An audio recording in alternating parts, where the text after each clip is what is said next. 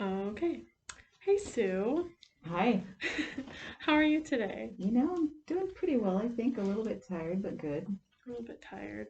I hmm understand that. hmm That's it's towards the end of the week. Kind of Yeah. that's probably just kind of how it goes, huh? Yeah. I get that. Okay. Well, is there anything from last session that we brought up that you can remember that you'd like to go into a little more at all?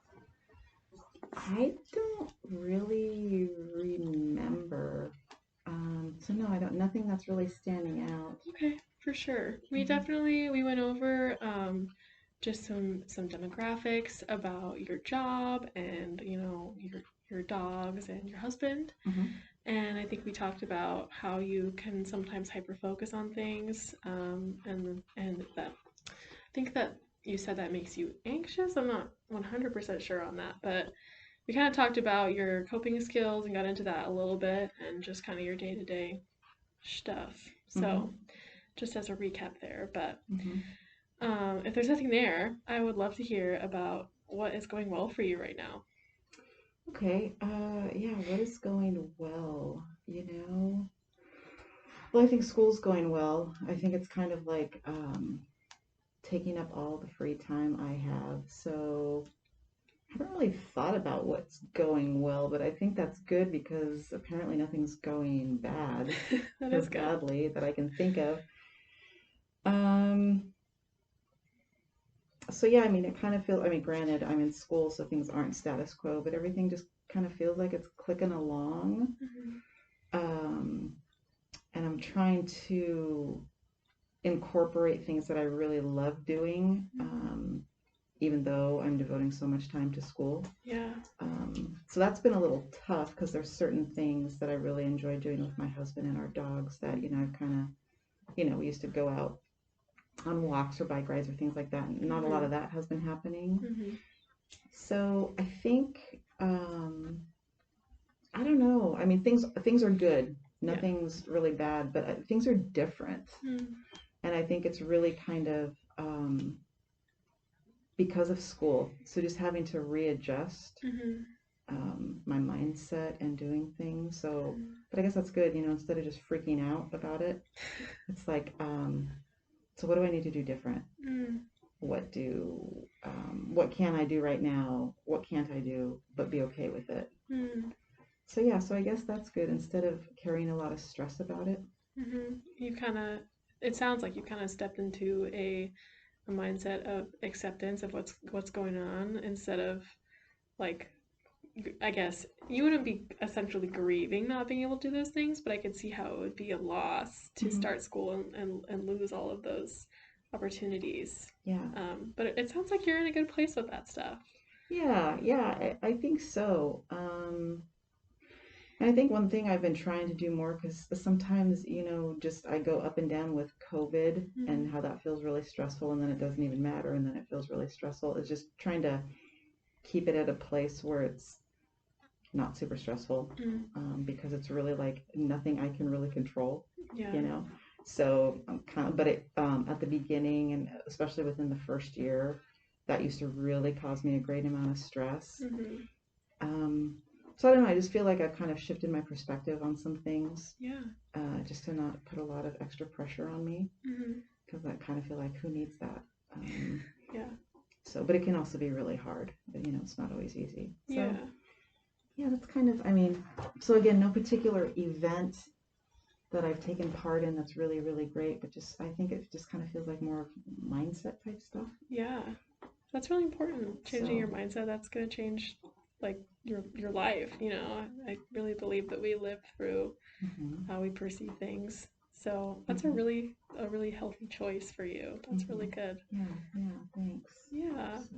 What are um what are some of the ways that you've been able to incorporate some of the things that you like doing in this time? Um, I think um, making a plan, even if it's just a couple minutes for to incorporate that stuff, because yeah, like we talked about last time, it's easy for me to get really fixated, Mm-hmm. and it's all about the thing Mm-hmm. instead of being a little more broad Mm-hmm. and remember that, because one of our dogs needs training, right? Mhm. So remember that training Ginger is really important to you, and it's also really feeds you. So I think just, incorporating those things, even if it's just for little bits, moving out of that black and white thinking Mhm. to where it's a little more gray and not all or nothing. Mm. So that's one thing that I can think of, because that's also one thing that makes me really happy. Mhm. And intentionally taking time and talking to my husband, even though I'm really busy with stuff. Mhm. Because, knowing that is stuff that fills me up too. Mhm. So yeah, again, to me, it just really feels like shifting my thinking about a lot of things. Yeah. You sound like a very intentional person with how you live. Would you say that's true? Um, yeah, I think so. Yeah, I'm definitely not. I don't think of the word intentional, although I think that could be true. But I'm definitely not a fly by the seat of my pants type of person. Mhm. I mean, I can if I have to, Yeah, but I'm much more process oriented. So absolutely. yeah. Are there any times you can think of where you were flying by the seat of your pants, and how did that affect you if you were? Oh, sure. I mean, I can't think of a specific instance, but I can think about some times around work, like having to go facilitate a meeting. Mhm. And oh my gosh, I forgot that really important document that Mhm. so Mhm. it's like, well, let's just wing it. But also I think relying on my confidence in that situation, Mhm. and then not even if it's work related, just relying on not worrying, Mhm. and sometimes I guess, because when I think of people who fly by the seat of their pants, I think of people who are maybe a little more impulsive, and maybe Mhm. that's not necessarily true. So I guess it could look different. But I guess when I think of it, it's kind of like, for me, that definition for me is like not having a plan, Mhm. or something goes totally contrary to what I thought the way it was going to happen, Mhm. and then just kind of still moving forward without Mhm. panicking, I guess. Yeah. Okay. So it sounds like it's important to you to have a plan, like most of the time. Yeah, most of the time. But I've also realized, because my husband's the exact opposite, Mm. so I've also recently started to realize and kind of lean in a little bit to like, well, what does that look like? Mm. And sometimes it takes a lot of the pressure off. Oh, wow. So Hmm. tell me more about that and how the pressure is taken off of you in those situations where you're leaning into what, uh, more of his mindset than yours. I think, for in that mindset, um, sometimes it just feels a lot more freeing, Mm. because I can put too much pressure on myself sometimes. Mm-hmm. And a lot of times that is also fear driven. Mm. So, and he's not. I mean, Mm. he's not driven by fear. He's not, he's just very relaxed and laid back. And so I found when I practice that, it's like I can still have the balance of still achieving things, Mm-hmm. but not having to have so much structure that it's uncomfortably rigid. Okay, that makes sense. Thanks Yeah. for sharing that. Hmm.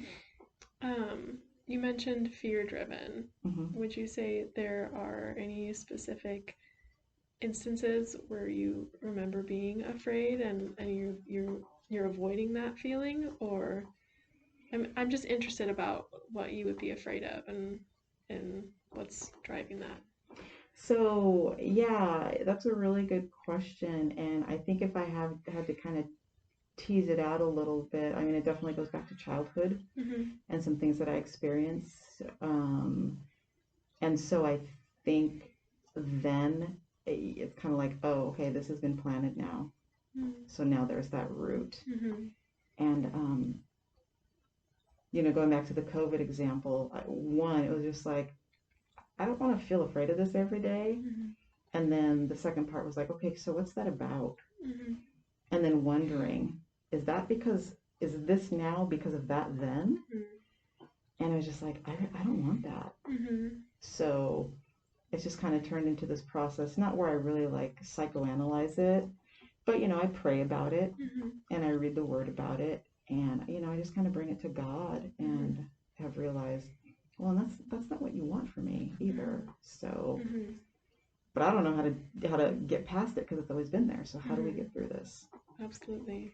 So yeah, so I think that, it definitely has some roots, but it doesn't mean that I have to, I can dig them up. Mhm. I can get rid of them. Mhm.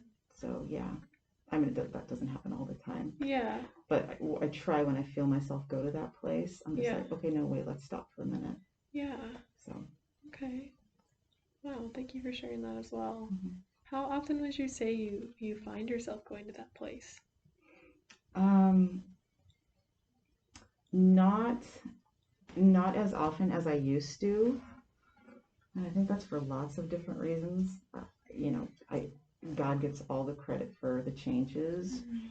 Um, but in those changes, I've also learned new things. Mhm.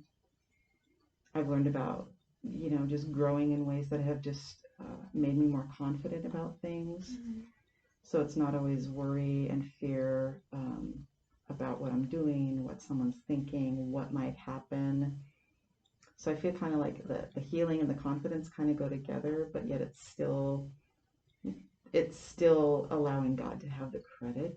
Absolutely. So sorry, I kind of lost track of your question. No, that's okay. I was just like asking about, times when that fear has affected you and how often. Oh, okay, yeah. So I would say less lately, but that's fairly recent. Mhm. Um, I can even think back to a previous job, where I would facilitate meetings all the time and still Mhm. going into those meetings being so fearful. Mhm.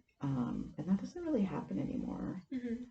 Um, my friend she has a little plaque and it says, if you stumble, make it part of the dance. Mhm. So I just kind of like think about that. It's like, and I also try to think of like, so what does God think of me in these Mhm. situations? And think of, so growing up, my father wasn't, he did the best he could, but he wasn't, the father that I would have loved to have had, but God is. Mhm. So I just kind of am like, so what does God think about me? And Mhm. how is God helping me? Again, these are all of this is on my best days or on my really Yes, good days, for sure. but the fear can still be there and it can still definitely creep in, Mhm. and sometimes even when I identify it and say, no, I don't want this, it still sticks around. So, Mhm. Wow. So this has been a bit of a long-term battle for you, I'd say, with the mhm, fear. yeah. Wow. And I think I didn't always realize that that's what it was. It was just like, wow, I feel really anxious and uncomfortable all the time. Mhm. And I was like, no, wait, I think that's what this is. Yeah. So, Wow. Well, thanks for letting me into that. yeah, I would love to get into that more next time. okay. I really appreciate your vulnerability today. Yeah, you're welcome. So, yeah, I'll talk to you next session. Okay.